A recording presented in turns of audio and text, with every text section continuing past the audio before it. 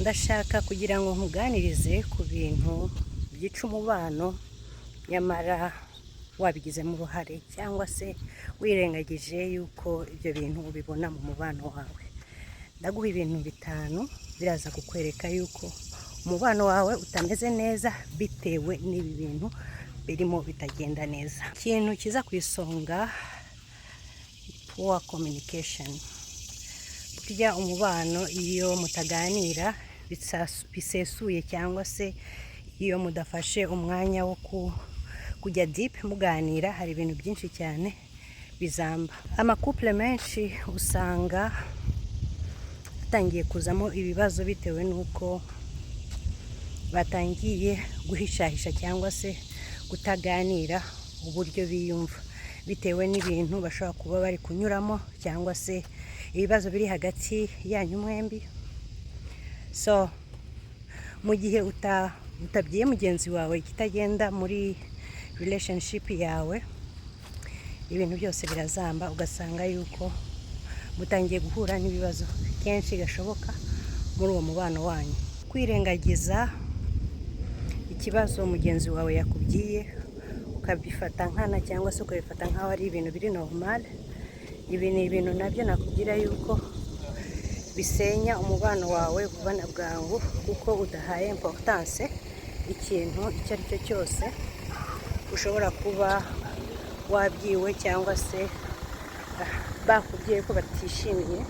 So mu kuba utabihaye agaciro, iki ni kimwe nakubwira yuko gituma umubano wawe na mugenzi wawe ibintu byose bizamba. So poor communication, igihe wirengagije icyo mugenzi wawe yakubwiye, ni ikibazo gikomeye cyane.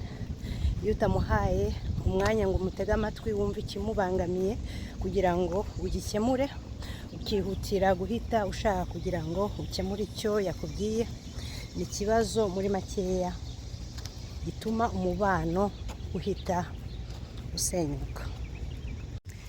Ikintu ahangaha cya kabiri, kutizerana mu bana, ni ikintu nakubwira yuko gisenya umubano vuba cyane kuruta maybe na communication. Sometimes communication uravuga uti ndihangana, maybe ntazi kuganira, nzabyihanganira, ariko iyo hajemo ikintu cyo kuba atakwizera, ni ikibazo gikomeye. Umuntu ashobora kuba yakosheje bigafata imyaka n'imyaka kugira ngo icyo kintu muri makeya agikoreho, akora iyo bwakabaye bwose kugira ngo uwo muntu amwizere.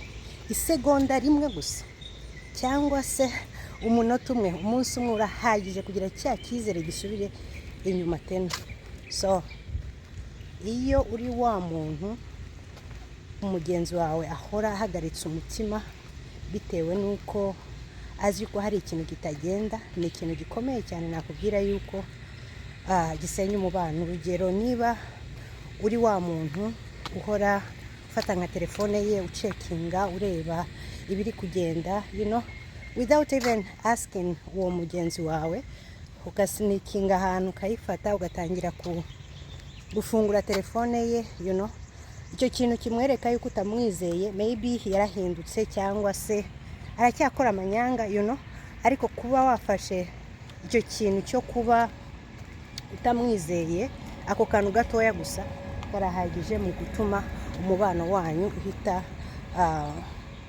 usenyuka bitewe na trust. Gufatirana mugenzi wawe kwineza ye cyangwa se umutima mwiza wafite, ugasanga uramugandamije bitewe n'uko uzi iyo faiblesse ye. So iki nacyo ni ikintu nakubwira yuko cyihutisha uwo muntu muri makeya guhita acika intege.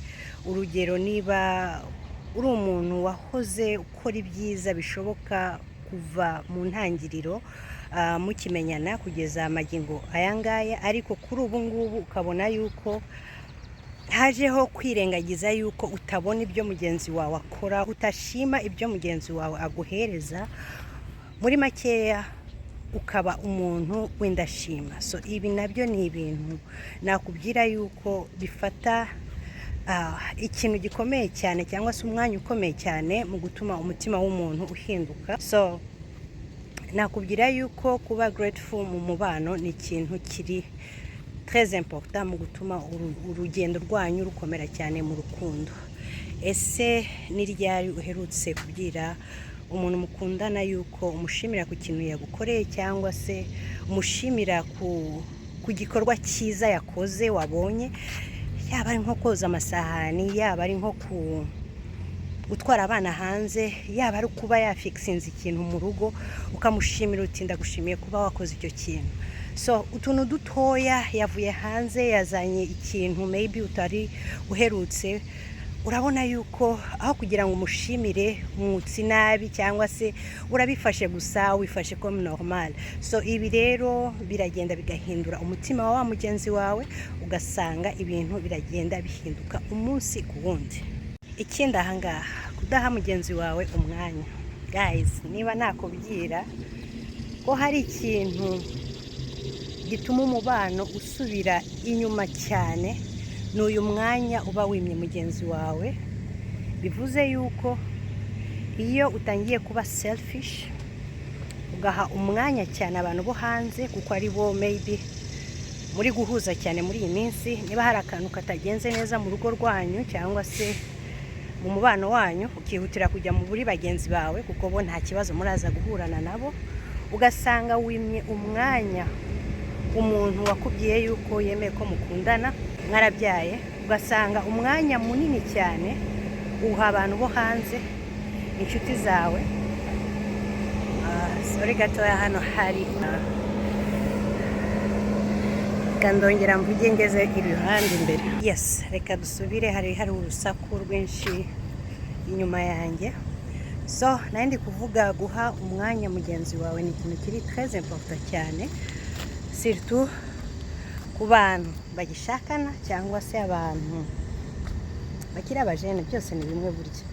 So iyo udahaye umwanya mugenzi wawe, ibi bintu bitangira kuzana ibibazo mu rugo. Ni hahandi usanga abantu akenshi batangiye no gucana inyuma, kubera yuko uwo yari yiteze yuko baba bari kumwe 5 kuri 5, urabona ko wamutereranye, wigiriye mu mipira, kureba ya mipira y'intuza nk'ingi turi kureba muri iyi minsi. Utaye umugore wawe mu rugo aho ngaho, cyangwa se ugiye mu kabari uramutaye.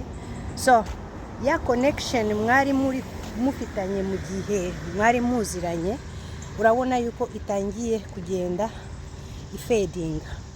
So iyo hatabayeho connection, distance iba preza hagati yanyu mwembi, ugasanga bizanye ibibazo.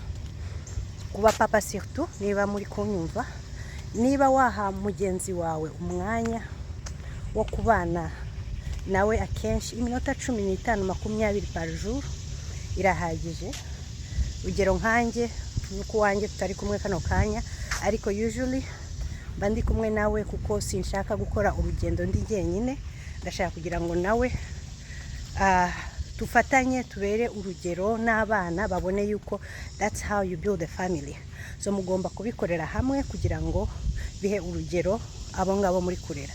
So uri nk'umubyeyi, umwana akareba every single day winjira mu nzu saa 5 saa 6 z'ijoro, ntaguha importance umumama ngo nawe umusohore mubane nawe kenshi gashoboka. Ntago ari bya bindi gusa bya weekend, ngo weekend yaje nibwo turahita dusohokana.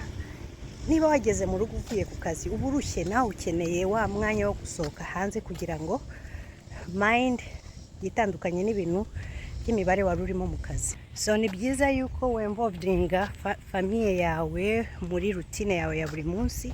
Iminota 15, iminota 20 izagira ikintu gikomeye cyane muri relationship yawe n'umubano wawe. Ibintu biri kuri famille gusa, nawe ukiri umusore cyangwa umukobwa.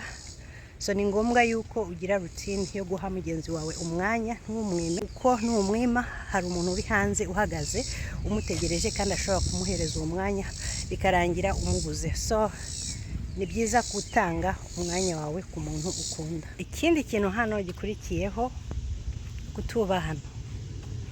Niba nakubwira yuko urukundo rudafite kubahana hagati yanyu mwembi, urukundo nta na rimwe ruramba. Fin de fait ruraza rurangire, kuko ntaho nabibonye pe. Iyo tubashye mugenzi wawe birangira mwembi mutandukanye bitewe n'icyo kibazo. Urukundo nyarwo rushingiye kuri respect. Respect means ugomba kumvira mugenzi wawe mu gihe akubwiye ikintu. Gerageza muhurize hagati, nubwo bwose ashobora kuba yagusabye ikintu udashobora kuba wemeranya nawe, ariko gerageza urebe yuko wafatanya nawe mugahuriza hagati icyo kintu, ukabona yuko kibonewe igisubizo. Ikindi, niba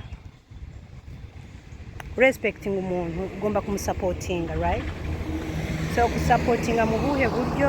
Ugomba kumusapotinga mu buryo ubwo aribwo bwose akuganirijeho.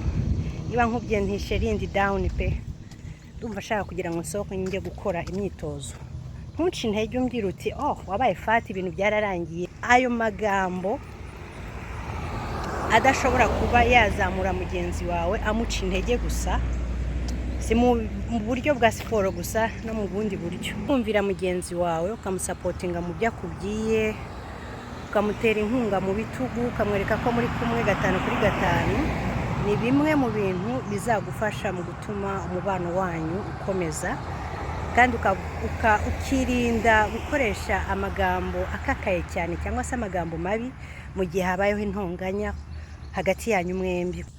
Usanga ibi nabyo bivuna urukundo rwanyu mwembi. So irinde amagambo yo gutukana cyangwa se amagambo yo kubyirana nabi mu gihe irinda amagambo yo kubyirana nabi, kumutuka, kumushyira hasi, kumuminimiza mu gihe habayeho ikintu cyo gutongana hagati yanyu mwembi. Aho ngaho niho respect itangirira, aho ngaho niho usanga ibintu byose muri makeya bigenda neza, bitewe n'uko wumvishe kandi wubashye mugenzi wawe. Narangiza iyi video nkubwira yuko urukundo burya ntabwo rusenyuka kuko wagize ikintu kibi gikomeye cyane wakoze kigahita gisenya uwo mubano. Urukundo rusenywa akenshi n'ibintu wirengagije ku ndunduro, ibyo utahaye agaciro bikagenda bikura umunsi ku wundi. Ibi ni byo usanga bisenya urukundo hagati y'abantu bakundana. So muri ibi bintu byose tuganiriye, muri ibi bintu byose nkubwiye, ni ikihe kintu utekereza gishobora kuba intandaro cyangwa se gikomeye cyane gituma umubano usenyuka kenshi gashoboka? Sigira igitekerezo aho ngaho muri comment. Ikindi, niba hari ikindi kintu ukeneye ko nganiraho, toujours tuba turi kumwe tuzaganira. A plus, bye. Imana ibakomeze cyane aho muri hose. Ciao ciao, bye bye.